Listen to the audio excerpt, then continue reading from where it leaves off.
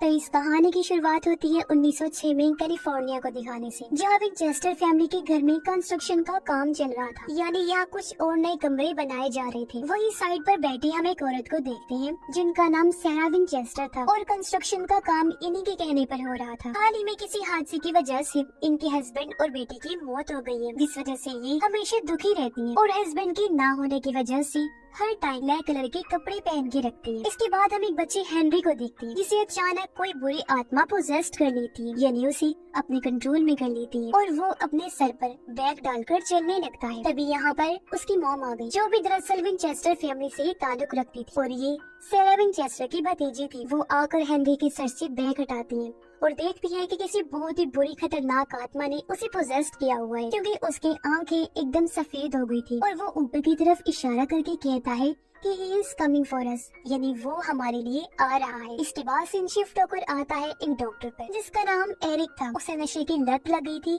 जब से उसकी वाइफ की मौत हुई थी। हमें उसके हाथ में एक खास किस्म की गन की गोली दिखाई जाती है जिस पर लिखा था टुगेदर फॉरएवर, यानी हमेशा के लिए एक साथ। तभी यहाँ एक आदमी आया जो दरअसल विंचेस्टर कंपनी से आया था। वो एरिक को सैरा की फोटो दिखाते हुए कहता है कि तुम्हें इसकी जांच करनी होगी। वो सैरा को इसलिए चेक करवाना चाहता था क्योंकि कंपनी के लोगों का मानना था कि वो पागल हो गई है। उनका गन्स का बिजनेस है जो पहले काफी अच्छे से चलता था, पर अब कंपनी को भारी नुकसान उठाना पड़ रहा है क्योंकि सैरा अपने बिजनेस पर ध्यान ना देकर अपने घर की तरफ ज्यादा तवज्जो दे रही है। तो अब कंपनी के सीनियर ऑफिसर चाहते थे कि एरिक ये बात साबित करे कि सैरा पागल है ताकि कंपनी उनके नाम हो सके। कंपनी वर्कर एरिक को इस काम की ऑफर देता है ये कहकर कि हम तुम्हें दुगनी रकम देंगे, जिसके लिए वो मान गया और अगले ही दिन विंचेस्टर हाउस पहुंच जाता है। यहाँ आकर हेनरी की मॉम यानी सैरा की भतीजी उसे पूरा घर दिखाती है। रात को एरिक जब अपने कमरे में बैठकर नशा ले रहा था तो अचानक उसे अपने पीछे एक आत्मा दिखाई देती है, जिसे देखकर पहले तो वो बौखला गया, लेकिन फिर समझता है कि शायद नशा लेने की वजह से मुझे वो आत्मा नजर आई। तभी उसके दरवाजे पर कोई आता है। दरवाजा खोलने पर पता चला कि वो घर में काम करने वाला सर्वेंट है जिसे खाने पर बुलाने आया था। एरिक जब डिनर करने जाता है तो यहाँ पहली बार उसकी मुलाकात सैरा से होती है। रात को जब वो सोता है तो उसे अपनी वाइफ का सपना आता है, जिसे देखकर डर से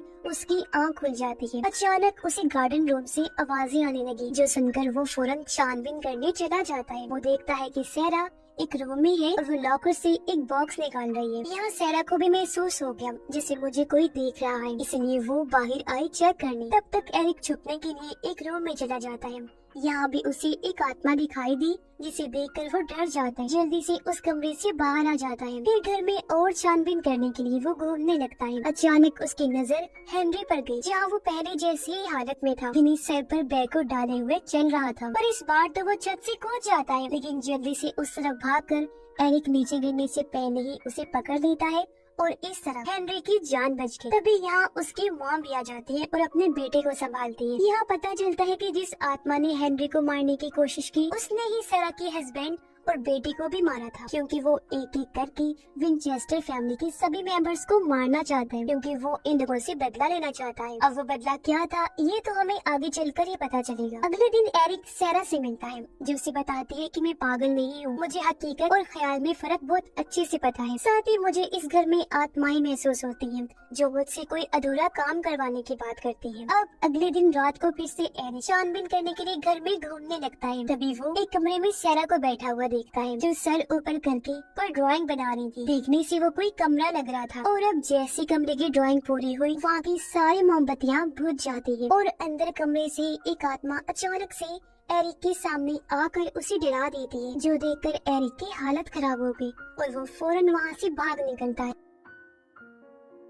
अगले दिन एरिक फिर से सैरा से मिलता है जो उसे बताती है कि जो सारी आत्माएं मुझसे बात करती है ना, मुझसे राब्ता बनाए रखती है, ये सारी की सारी आत्माएं विंचेस्टर के गन से मरी थी, जो गन की कंपनी मेरे हस्बैंड की है। तभी एरिक वही गोली जो उसके पास थी वो सैरा को दिखाते हुए बताता है कि मुझे भी विंचेस्टर गन की गोली लगी थी और 3 मिनट के लिए मैं भी मर गया था, लेकिन फिर अचानक ही जिंदा भी हो गया था। पर मैंने ये गोली तब से अपने पास ही संभाल के रखी हुई है। गोली देकर सैरा कहती है कि मौत की चीजों को अपने पास रखना अच्छी बात नहीं होती, ये चीजें खतरनाक होती है। और हाँ, तुम्हें भी इस घर में आत्माएं नजर आई होंगी, वो इसलिए आती है क्योंकि आफ्टर लाइफ इन्हीं मरने के बाद की दुनिया को देखकर जो इंसान वापस से जिंदा हो जाता है ना, वो आत्माओं को देख सकता है। यानी उसके पास आत्माओं को देखने की खूबी आ जाती है। जैसे कि मेरे साथ भी बिल्कुल तुम्हारे जैसे ही हुआ था। मरने के बाद मैं भी जिंदा हो गई थी और अब वो आत्माएं मुझे नजर आने के साथ साथ मुझसे बात करती हैं, अपना काम करवाने का कहती है। सारा कहती है कि वो आत्माएं मुझसे उस रूम का रेप्लिकेट यानी नकल बनवाती हैं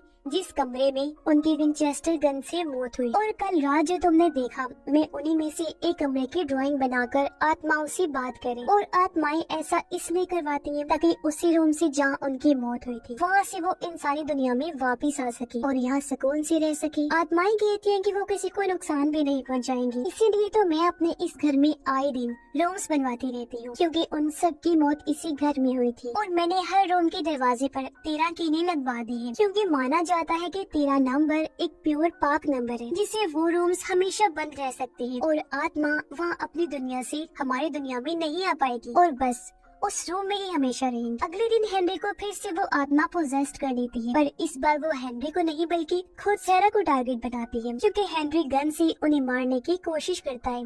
वो सारा पर हमला भी करता है, लेकिन तब यहाँ हेनरी की मॉम और एरिक आकर उन्हें बचा लेते हैं। एरिक उसकी मॉम को कहता है कि मुझे आपके बेटे का दिमागी तवाज़ुन ठीक नहीं लगता, इसे हॉस्पिटल लेकर जाए ताकि इसका इलाज हो सके। तभी अचानक यहाँ वही सर्वेंट दोबारा आ जाता है और एरिक को कहता है कि मैं आपकी मदद करने आया हूँ। वो एरिक को बातों में फंसा लेता है और उसी बहाने से उसी रूम में ले जाता है जहाँ पर हेनरी बैग पहने हुए खड़ा था। यहाँ आते ही वो अपने असली रूप में आ गया जो था भूत, और एरिक को डरा देता है। कहता है कि वो सब मरेंगे। ये देखकर एरिक की हालत खराब हो गई और वो फौरन वहाँ से भागकर सारा के पास आ जाता है। वहाँ उस सर्वेंट की तस्वीर लगी हुई थी जिसके बारे में एरिक उससे पूछता है और अभी अभी जो सर्वेंट ने उसके साथ किया वो सब बता देता है। तब सारा कहती है कि ये हमारा सर्वेंट नहीं है और उसे अखबार दिखाकर कहती है कि वो तो 19 साल पहले ही मर चुका था। वो हमारी फैमिली के पीछे पड़ा हुआ है, अपनी 2 भाइयों की मौत का बदला लेना चाहता है जिनकी मौत भी एक जंग के दौरान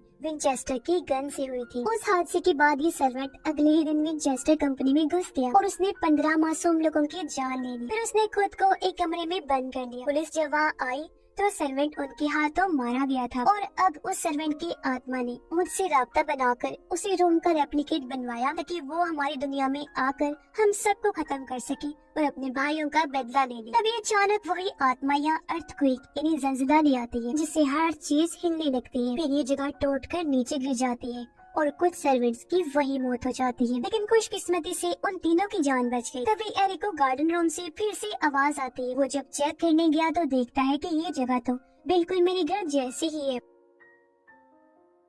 यह वो अपनी वाइफ को देखता है। जरूर इसने भी सारा से अपने घर का रेप्लिकेट बनवाया होगा और हाथ में उसने विंचेस्टर की गन भी पकड़ी हुई थी। और फिर तभी यहाँ वो होता है जो कुछ सालों पहले उनके गार्डन रूम में हुआ था, यानी एरिक की वाइफ ने खुद को गन से शूट करके मार लिया था। और उससे पहले मैं आपको बता देती हूँ कि असल में हुआ क्या था। दरअसल उसकी वाइफ को भी आत्माएं नजर आया करती थी जिस बारे में उसने हालांकि एरिक को बताया था, लेकिन एरिक ने उसकी बातों पर यकीन नहीं किया था। तब गुस्से में आकर उसकी वाइफ ने गलती से एरिक को गन से शूट कर दिया था, जिस वजह से वो 3 मिनट के लिए मर गया था। ये देखकर उसकी वाइफ काफी घबरा गई।